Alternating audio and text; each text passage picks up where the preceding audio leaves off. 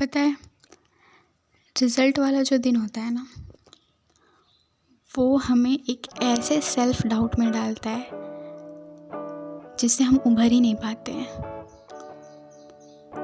क्योंकि वो हमें खुद पे क्वेश्चन करने पे मजबूर कर देता है कि क्या हम सच में केपेबल हैं, क्या हम सच में कुछ लाइफ में कर पाएंगे, जो कि हम एक बार सोचा करते थे कि आगे लाइफ में जाके बहुत कुछ करेंगे।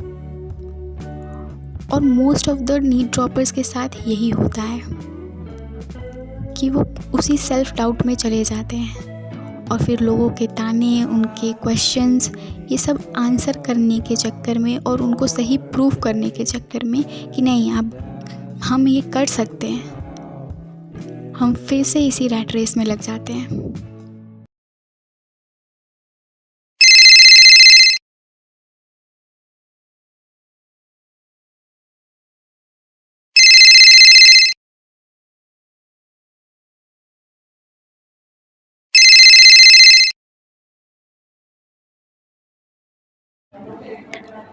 हेलो। हाँ, हेलो। रिजल्ट देखा तुमने?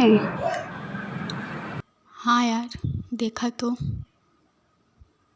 तुम्हारा सिलेक्शन हुआ कि नहीं? नहीं यार, इस बार भी नहीं हुआ।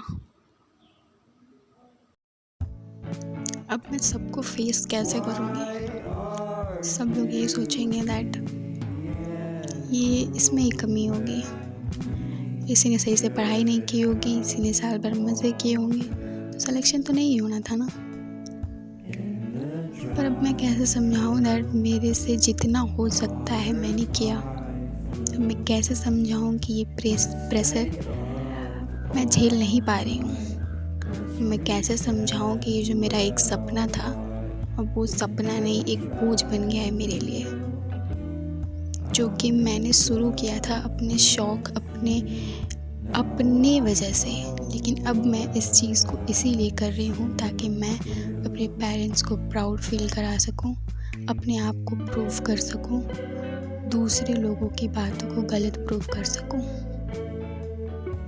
और ये प्रेशर मेरे लिए इतना ज़्यादा हो चुका है कि बस सुबह उठ के एक ही सवाल चलता है कि कब तक जीने वाले हैं ऐसे।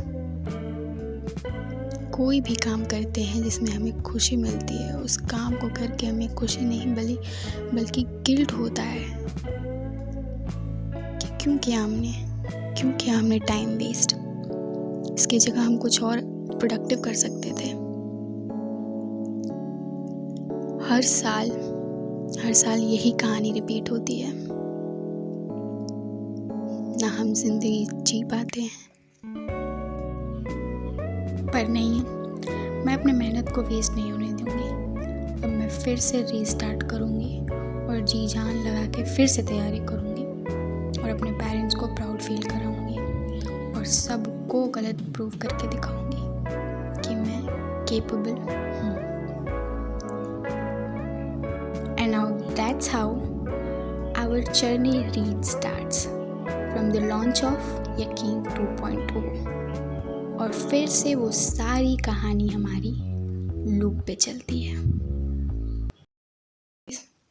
The story was mine and I'm the girl who was once the topper of the school and who was always on the top, doing all the things right according to everyone. But now I'm the one who's a dropper, a 4-year dropper. According to the society, I'm like nothing. But what am I according to me, right? So ending is not like that. जैसे मैंने दिखाया कि वो लड़की फिर से यकीन 2.0 से पढ़ना स्टार्ट कर देती है without even thinking at what she wants. She was just doing that to prove herself that she is capable of this, to prove the other people that वो कर सकती है ये चीज़, उसके अंदर वो चीज़ है कि वो कुछ भी कर सकती है, right? But sometimes you don't need to. And मुझे ये रियलाइजेशन बहुत बाद में हुई है कि ये 4 सालों में जो मैंने झेला है ना, I just can't explain that in one single video. That is something different, right? So yeah, now I decided to quit. I know ये बहुत ही प्रॉब्लमेटिक है एंड ये बहुत वो कुछ सही नहीं लगेगा. They will think that I am quitting because I am afraid. They will think that I am quitting because you know I am not capable of और एनीथिंग लाइक दैट। और या फिर वो लोग भी बोलेंगे, ये भी बोलेंगे कि इतने साल फिर क्या करने की ज़रूरत थी। तो द थिंग इज़ ना, जब हम एक सपना रखते हैं अपने साथ तो उसको पूरा करने की पूरी कोशिश करते हैं, पर जब वो सपना जब बोझ बनने लग जाता है ना, मतलब उस सपने के साथ आप जी ही नहीं पा रहे हो, सुबह उठ के आपको रोज़ बस ये लग रहा है कि मैं क्यों कर रही हूँ ये, just to prove myself, just to make my parents proud, then I think वो आप सपना पीछे छोड़ आए हो और अब जो कर रहे हो वो बस दूसरों को दिखाने के लिए। सो या this was my decision and I don't care what people think about me or what people think about my decision. I just care about one thing, that what my parents think about that. Obviously उनका भी same reaction था, but convince कर लूँगी, almost कर लिया है। I am on the art, like what we call that line, हाँ और ना के बीच में। सो या अपनी स्टोरी है यार, खुद ही हीरो है, तो let's just change the ending, right.